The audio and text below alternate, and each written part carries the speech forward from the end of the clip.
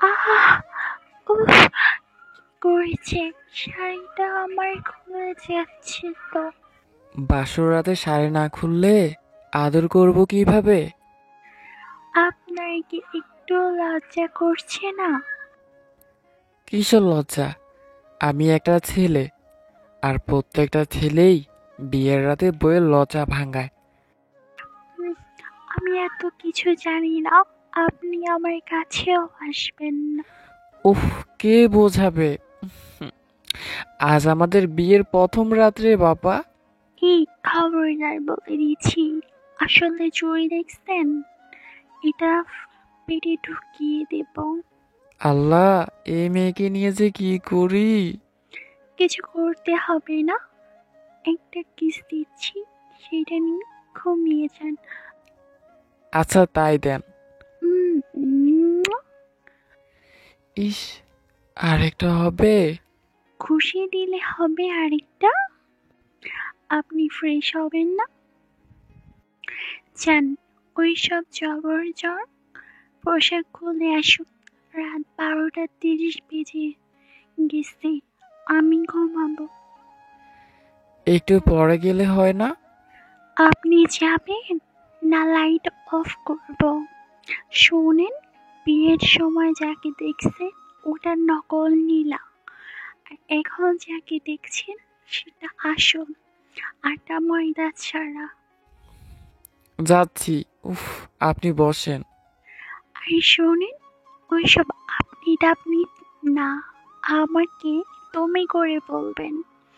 আর আপনি আমার থেকে যেহেতু 7 বছরের বড়, আমি আপনাকে কিছুদিন আপনি করে বলবো। যান, দ্রুত ফ্রেশ হয়ে আসেন। বাথরুম থেকে বের হতেও কেমন যেন লাগছে। দেরি হলে বকা দেয় কি না।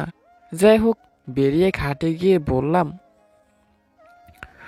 তোমার সাথে কিছু কথা বলার ছিল। তোমার সাথে একটু কথা বলার ছিল। আমাদের সেটেল ম্যারেজ তো, একটু পরিচিত হতে চাই আর কি। হঠাৎই দেখলাম আমি তো লাচ্ছি। আর শোনেন, আমি আপনার বউ হয়ে এসেছি, অতিথি নয়। আমার বয়স 22 বছর। আল্লাহ চাহাতে 7 বছরের আগে মরবো না। তাতে কি আপনার কথা শেষ হবে না? এবার একেবারে স্টেম বোর্ড হয়ে গেলাম। একটু ইতস্তত ভাবে নিজেকে সামলে নিয়ে বললাম, আমাকে তোমার পছন্দ হয়েছে? আমি আপনার বউ, খালাতো বোন হয়ে এ বাড়িতে 3 দিনের জন্য বেড়াতে আসিনি, জানা? আপনি সবসময় কি এভাবে রেগে থাকেন? আপনাকে দেখলে কিন্তু ওরকম মনে হয় না। এত সুন্দর আপনি, পরীর মতো। শুধু ডানা দুটোও নেই। আবার আপনি? আর আমি জানি আমি সুন্দরী আর পরিফালতু একটা জিনিস যা আমি জীবনেও দেখিনি। আপনি উপমা ঠিকঠাক, এবং যেগুলো বাস্তব ও বিশ্বাসযোগ্য সেগুলো ব্যবহার করবেন, কেমন? কিরকম সেটা? এই ধরেন, বলবেন তুমি চাঁদের মতো সুন্দর। আমি চাঁদ দেখেছি, নিজেকে মেলাতে পারিনি। সিম্পল। এখন আমার নিজেরই আকারে আধারে মনে হচ্ছে। আমার মেমোরি পুরোপুরি হ্যাং হয়ে গেছে। নিজেই মনে হচ্ছে লাইট অফ করি, ঘুমাই। হঠাৎ মনে পড়তে বললাম, শোনো, তোমার জন্য একটা গিফট আছে। বলে ভাবছিলাম বলবে কালকে দিয়েন তো ওসব, কিন্তু না, দেখি দেখি একটু বিষমিত হাসি দিয়ে বলল, আমার দিকে তাকিয়ে থাকবেন না, গিফটটা দিবেন। আমি একটা রিং বের করলাম। বক্সের ওপর লেখা ডায়মন্ড ওয়ার্ল্ড। পরিয়ে দাও। তোমার হাত এত ঘামে কেন? হুম, ওকে, ধন্যবাদ। এই প্রথম তার হাতটা ধরলাম। বিশ্বাস করেন, এত ভয় জীবনও পাইনি। আরও একটা স্বস্তির বিষয়, আংটির মাপটা ঠিকঠাকই ছিল। আমি যেন রানে ফিরছি আস্তে আস্তে। আচ্ছা, একটা কথা বলি, তুমি দেখলাম একদমই কাঁদলে না বাপের বাড়ি থেকে আসার সময়। বেকামি আমার একদম পছন্দ না। কাঁদলে কি হতো আমার? বাবা মা আমাকে রেখে দিত, না আপনি রেখে আসতেন? না, তোমার কথায় যুক্তি আছে, কিন্তু সবাই কাঁদতো। যারা বিয়েতে কাঁদতে না তাদের নাকি অনেক নিষ্ঠুর হৃদয়হীন মনে হয়। না, শুনেছি আর কি। আমাকে কি সবার মতো মনে হচ্ছে আপনার? আর ওসব হৃদয় টিদয় বলে কিছু নেই। একসাথে থাকতে থাকতে একটা অভ্যাস হয়ে যায়। এই যা, আপনার সাথেও অভ্যস্ততা হয়ে যাবে। আর বাথরুমে স্যান্ডেল কই? আর বালিশ এত শক্ত কেন? আচ্ছা, কালকে সব দেখি ঠিক হয়ে যাবে ইনশাল্লাহ। কালকে না আজকে। এখন রাত 1:30। সকালে উঠতে হবে। বড়ি ভর্তি লক। আচ্ছা, তুমি প্রেম টেম করনি কখনো? আপনার ছেলেদের এই বাতিগুলো খারাপ।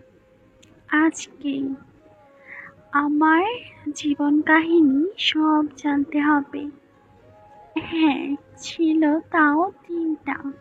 তবে 3 মাসে বেশি টিকেনি। কোনটা? আমার মুখটা কালো হয়ে গেছে। ভাবছি আল্লাহ, আমার এই বিয়ে ঠিক টিকবে তো? আগে ভাবতাম লেখাপড়া সব থেকে কঠিন, তারপর দেখলাম জব পাওয়া কঠিন, এখন দেখি বিয়ে টিকিয়ে রাখা তার থেকেও শতগুণ কঠিন।